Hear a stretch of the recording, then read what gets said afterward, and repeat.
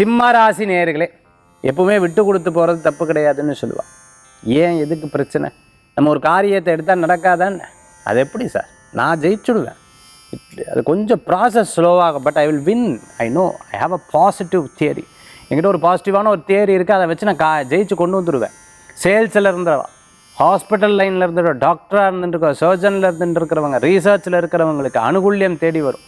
பேப்பர்லாம் சப்மிட் பண்ணோம் சார், இப்போது பெரிய ஃபைல் எங்கிட்ட தான் இருக்குது, நான் படுற பாடு எனக்கு தான் தெரியும், நான் ஒரு பெரிய ஆஃபீஸர், நான் தான் இவருக்கு பிஆர்ஓ, பட் இவர் பண்ணுற விஷயத்துக்கெலாம் நான் தான் அதை ஹோல்ட் பண்ணின்னு இருக்கணும். யூ என்ன பண்ணுறதுன்னு தெரில. நான் எங்கிட்ட எந்த ப்ராப்ளம் இல்லை சார், மற்றவா பிரச்சனை தான் சார் எனக்கு போட்டு தலைவலியாக இருக்குது அப்படின்னு சொல்லி வருத்தப்பட்டு இருக்கக்கூடிய நபர்கள், முக்கியமான ஃபீல்டில் இருக்கிறவா இன்றைய தினத்தில் எல்லாத்தையும் ஜெயிச்சு வந்துடுவேன். Never ever worry about that. யார்ட்டையும் டிஸ்கஸ் பண்ணாதீங்க.